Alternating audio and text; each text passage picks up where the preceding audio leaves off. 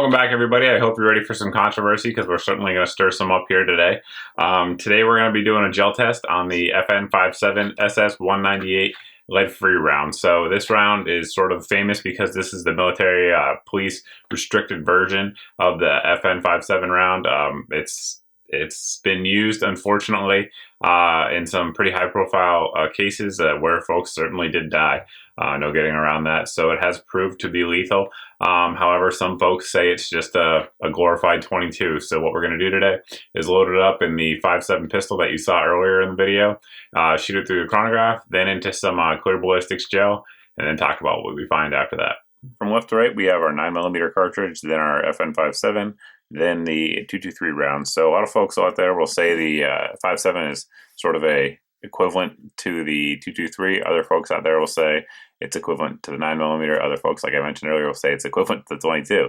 So you can kind of judge for yourself in terms of just looks. But one thing's for sure, if you're comparing it to the 9mm, it's about half the weight. So you can carry a lot more rounds than the 9mm for sure. As to whether or not it actually has the same terminal ballistics as a 9mm or competitive with that, I suppose that's what we're about to check out after we do the chronograph test.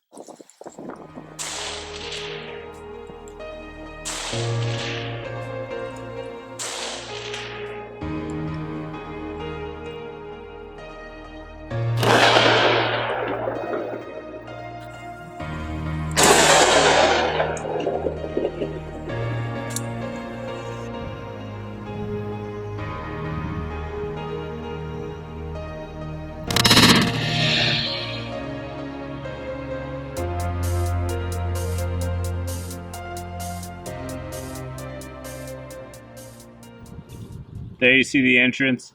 It tumbles right around the 2-inch mark and settles down with a total penetration just under 9 inches. That bullet definitely turned around in there.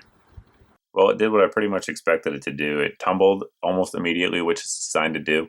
It's traveling with about 250 foot-pounds of energy, as you saw there. So to dissipate some of that energy, it's designed to tumble when it hits flesh or soft tissue. So it did that. However, it didn't have quite enough energy to keep penetrating to the 12-inch minimum standard that a lot of folks, including the FBI, would like to see for defensive rounds. So, I mean, would it do damage? Yeah, it probably would, and it would probably hurt, and it may very well cease the threat. I mean, it may even kill the person that you're trying to use it on if you were to use it in a defensive scenario without question.